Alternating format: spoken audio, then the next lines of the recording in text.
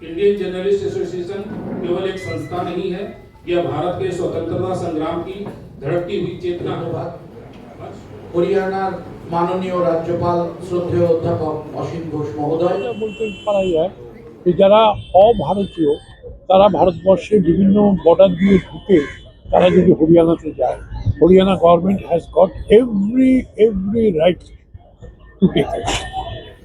Indian journalists association (IJA) ने अपने 104वें स्थापना वर्ष के अवसर पर एक औपचारिक कार्यक्रम का आयोजन किया। ये कार्यक्रम 10 फरवरी मंगलवार को कोलकाता में आयोजित हुआ, जिसका उद्घाटन हरियाणा के राज्यपाल प्रोफेसर आशिम कुमार घोष ने किया। उन्होंने कहा कि लोकतंत्र को मजबूत करने के लिए स्वतंत्र, जिम्मेदार और निष्पक्ष प्रेस बेहद जरूरी है और इंडियन जर्नलिस्ट्स एसोसिएशन ने पिछले 1 सदी से अधिक समय से पत्रकारिता के मूल्यों को बनाए रखने में अहम भूमिका निभाई है। इस अवसर पर इंडियन जर्नलिस्ट्स एसोसिएशन ने पत्रकारिता और जनहित में उत्कृष्ट योगदान के लिए 6 वरिष्ठ पत्रकारों को रोल ऑफ ऑनर से सम्मानित किया। सम्मान पाने वालों में मृणाल कांति बिस्वास, मनोज घोष, मेहर गंगोपाध्याय, बचन सिंह सरल, राज मिथालिया और अमानुल्लाह मोहम्मद शामिल हैं। 1922 में स्वतंत्रता आंदोलन के दौरान स्थापित इंडियन जर्नलिस्ट्स एसोसिएशन ने अपने 104 वर्षों के सफर में प्रेस की स्वतंत्रता, पत्रकारों के अधिकारों और नैतिक रिपोर्टिंग के लिए निरंतर कार्य किया है। বহু বিশিষ্ট মানুষ এসেছেন এই প্রেস ক্লাবে। এটি এই উপমহাদেশের সর্বপ্রাচীন প্রেস ক্লাব। কিন্তু আজ যিনি এসেছেন তিনি আমাদের হৃদয়ের মানুষ। এক সময় দিনের পর দিন এখানকার সাংবাদিকরা তার সঙ্গে কাটিয়েছেন, কথা বলেছেন এবং তার মধুর ব্যবহার এবং ব্যক্তিগত সম্ভাষণে আমরা মুগ্ধ হয়েছি।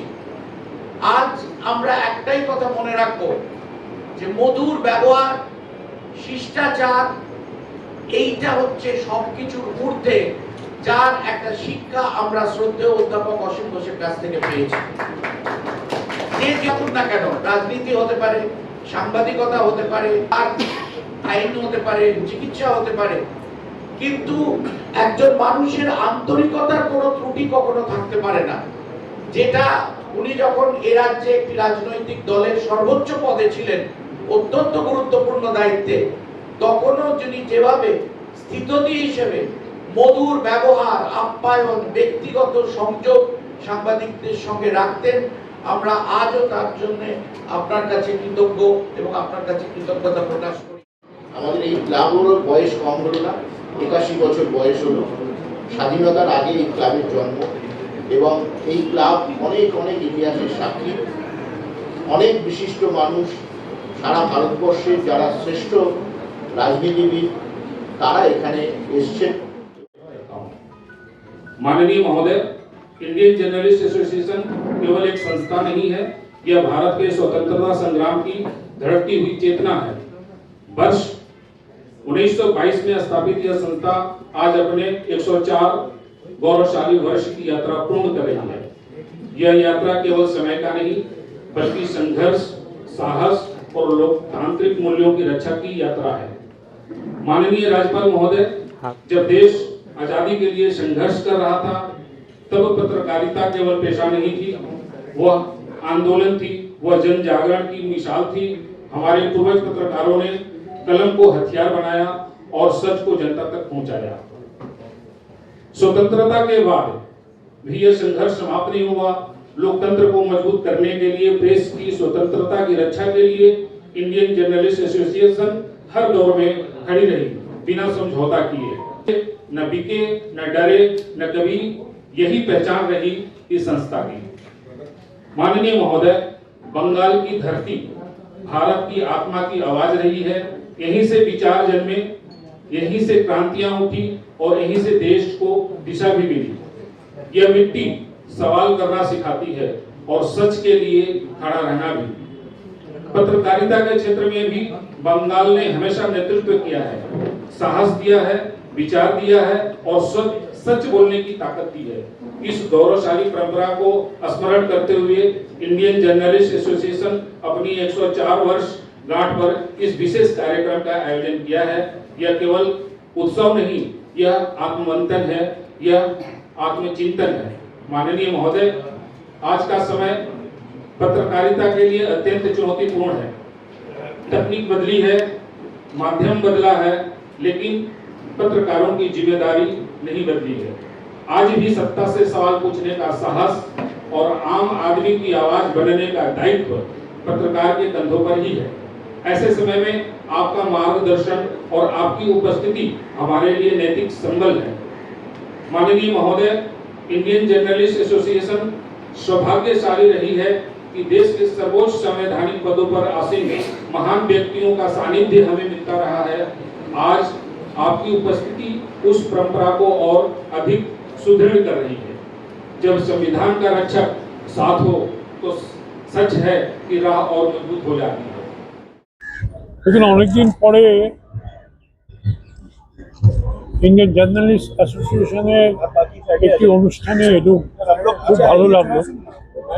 অনেক পুরনো জার্নালিস্ট যাদেরকে আমি আমার কর্মজীবনে দেখেছিলাম, তাদেরকে দেখে তাদের সঙ্গে আলোচনা করে খুব ভালো লাগে। এখানে মতামত বিনিময় হলো।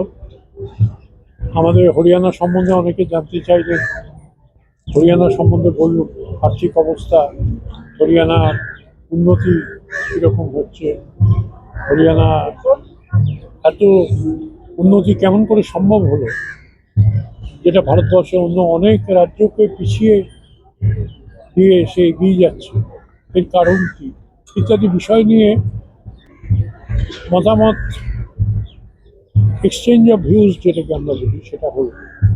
খুব ভালো লাগলো আজকে এসে। এবং আমি আশা করি যে ইন্ডিয়ান জার্নালিস্ট অ্যাসোসিয়েশন সুদীর্ঘ দিনের যে যাত্রা, সেই যাত্রা আগামী দিনে আরও ভালো হোক, সাহসের সঙ্গে জার্নালিস্টরা কাজ করুক গণতন্ত্রকে শক্তিশালী করার জন্য। সমাজের যারা দুঃখী, যারা এক্সপ্লয়েটেড, যারা সমাজের বিভিন্ন ক্ষেত্রে যে করাপশন রয়েছে, সেই করাপশনের বিরুদ্ধে তারা লেখনী ধরুক।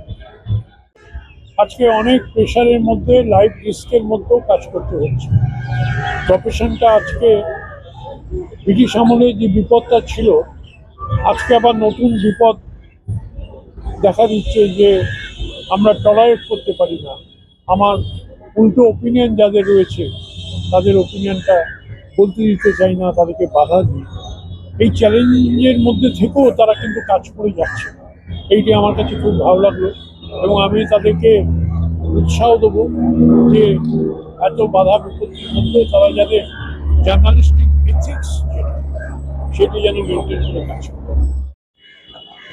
সাংবাদিকদের কাজ তো এখন খুবই কঠিন। আগে ব্রিটিশ আমলে এরকম সাংবাদিকদের ধরে ধরে পেটাতো, জেলে ঢুকিয়ে দিত, অকথ্য অত্যাচার করত।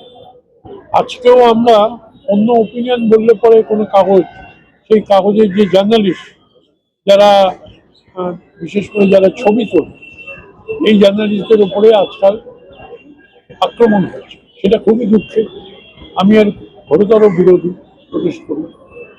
পশ্চিমবঙ্গের একজন মানুষ হিসেবে আমি আর ঘোরতর বিরোধী। গণতন্ত্রের সমস্ত ওপিনিয়নকে সহ্য করতে হবে। জার্নালিস্টরা তারা যে কাজ করছেন সেই কাজকে সমর্থন করা উচিত এবং তারা যদি আক্রান্ত হয়, সেখানে দোষী যারা তাদের শাস্তি পাওয়া উচিত।